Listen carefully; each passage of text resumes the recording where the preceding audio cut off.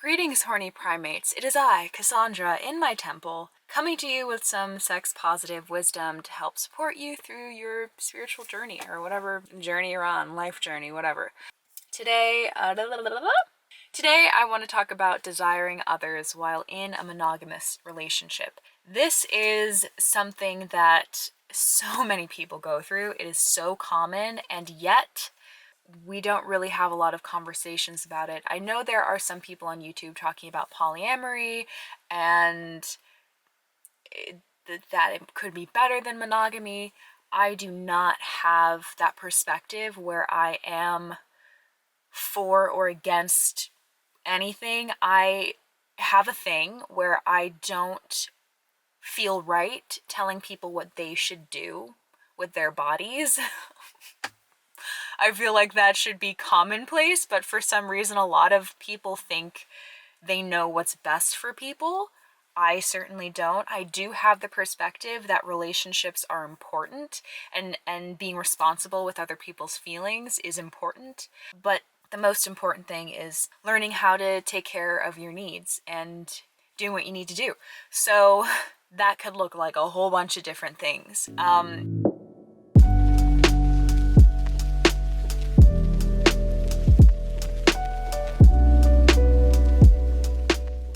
I feel like the number one question when it comes to this is, what does it mean? What does it mean that I feel this way about this person, that I desire them in this way, that I'm attracted to other people? What does that mean about me? Does that mean that maybe I should be polyamorous? Does that mean that I'm gonna cheat? Like, there's just a lot of questions about how to file this into the mind. In investigating this aspect of ourselves, we can actually acknowledge a whole bunch of other things, deeper things that come along with it. I want to preface this video with that because it's a very, very sensitive topic, or it can be a very, very sensitive topic, and I want to make sure I approach it gingerly. It feels good to be turned on. It feels good to be attracted to someone. It feels even better when the person you're attracted to is attracted to you too.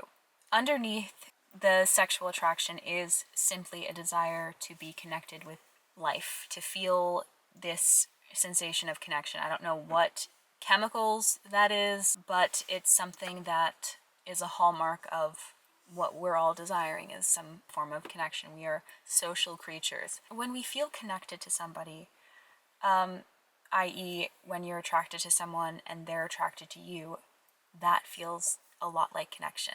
That is connection. That means there is a connection there. And that connection doesn't have to be sexual. It could just be, it could be in friendship. It could be just like not necessarily sexual. When the sexuality is added to it, it becomes threatening for a lot of people in relationships. I want to be careful about what I'm saying. Okay, I just have to say it, and however it comes out, it fucking comes out that way. I really don't think sexualities are monogamous. I don't think sexual feelings are monogamous, and I don't think that's earth-shattering, because how many people watch porn in relationships, right? Like, you get turned on by multiple people. Things turn you on. It doesn't even necessarily have to be a sexual or a sexualized part of the human body. We get turned on, period. Okay?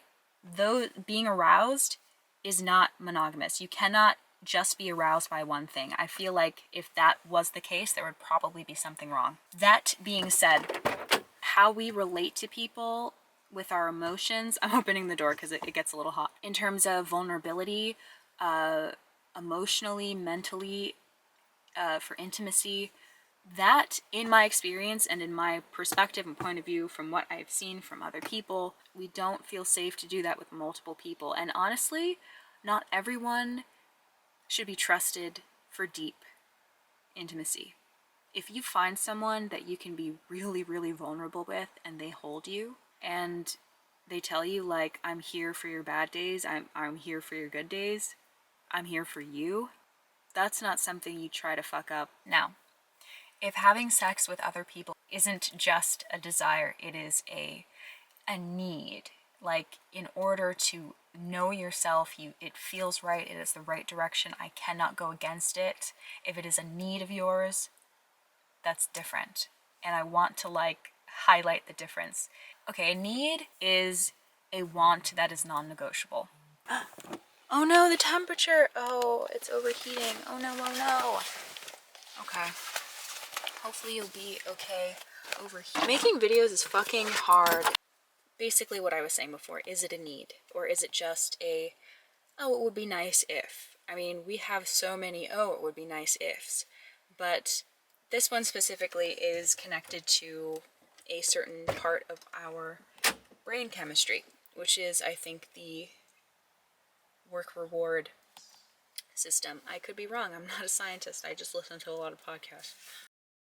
There's a lot of what's in the box when it comes to wanting multiple sexual partners while you're in a monogamous relationship. Like, I wonder what that person would be like. And it's just a curiosity. It's just a, oh, there's so many unopened boxes. Like, they're all Christmas presents wrapped up really neatly. And I just want to open them all, you know? And see, is God under there? Ultimately, is connection under there? Is that deep sense of connectedness in there? That drive to make that kind of connection with people is innate. It's part of our animalhood. It's part of being a primate. And being turned on and following that turned on to orgasm is a journey that most people will take. When we're aroused, we kind of want to finish that out to the orgasm. But something that I think is really helpful to know and to kind of help you zoom out is that what's inside of the box is essentially every single place in the universe.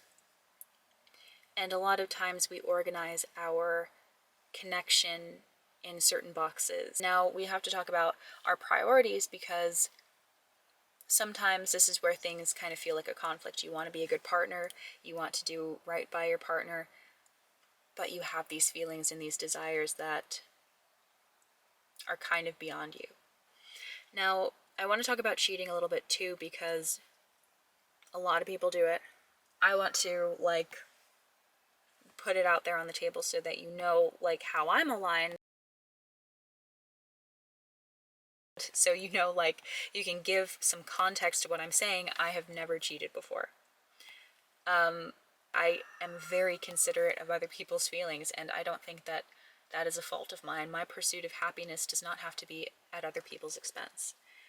I full-heartedly believe that I don't have to screw over anybody to get what I want. I can be upfront about it. I don't have to go behind anybody's back. I can say, this is what I want.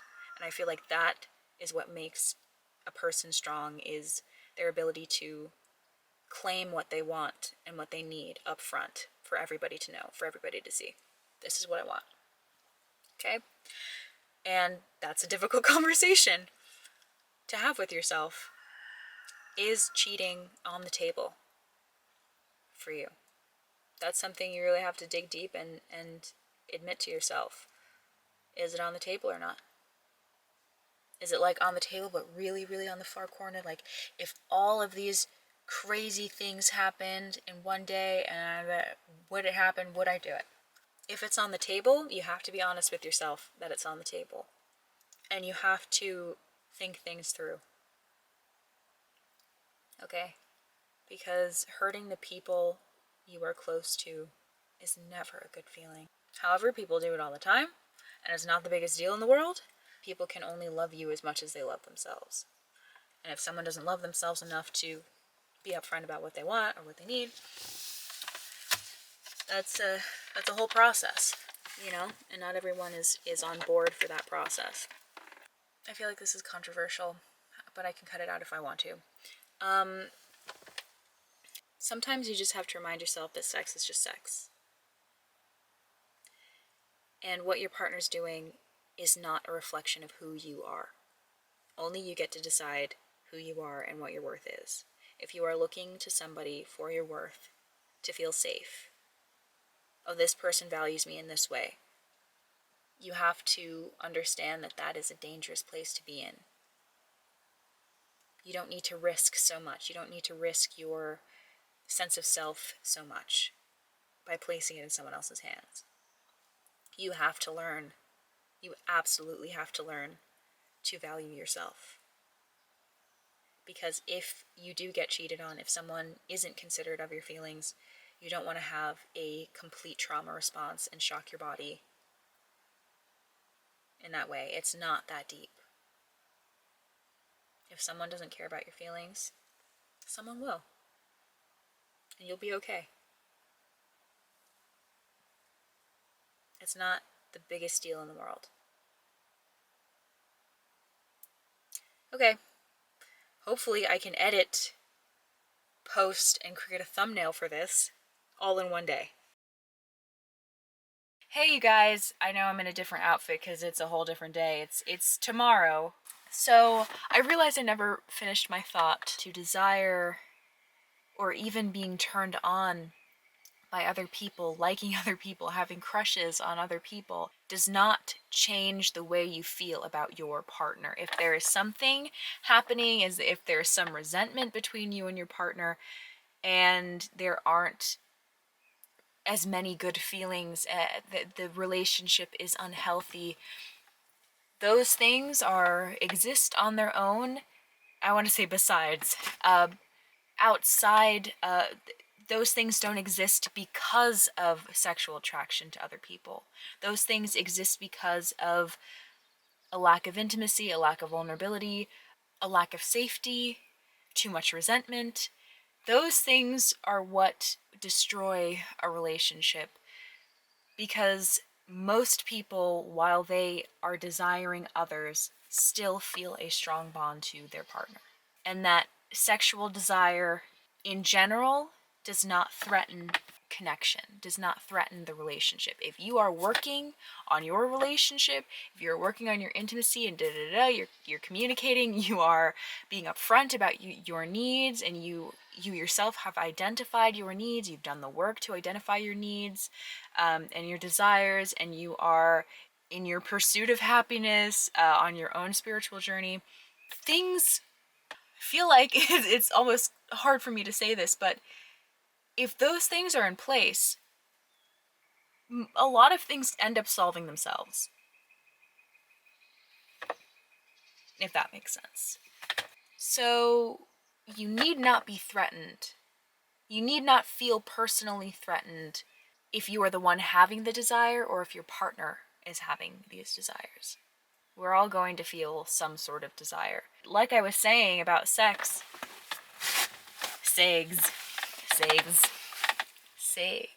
sexual feelings, arousal, etc., sometimes it's just that. It is not any deeper than that. It is not, I want to spend my life with that person, I am willing to leave my partner for this person. It's none of that. It is just, a lot of times, like when people cheat, it's just for fun. And it does not change the way they feel about their partner. It is nobody is so great and so perfect that it changes the way you feel about your partner. How you feel about your partner before you even felt any attraction to anybody else, that is the reason why they feel what they feel. It is not the sexual feeling. It is not the sexual attraction. It is not the desire for other things. It is just how they feel about you in general. It has nothing to do with anybody else. It is about the health of the connection.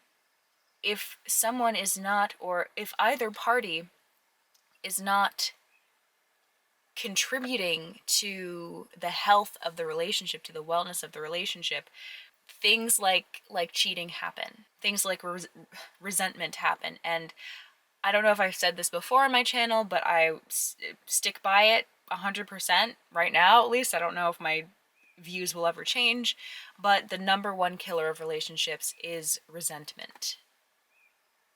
And if you have resentment toward your partner, you better work on that shit.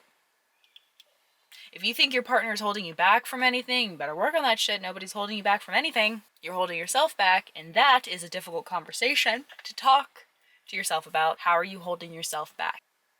I hope that makes sense.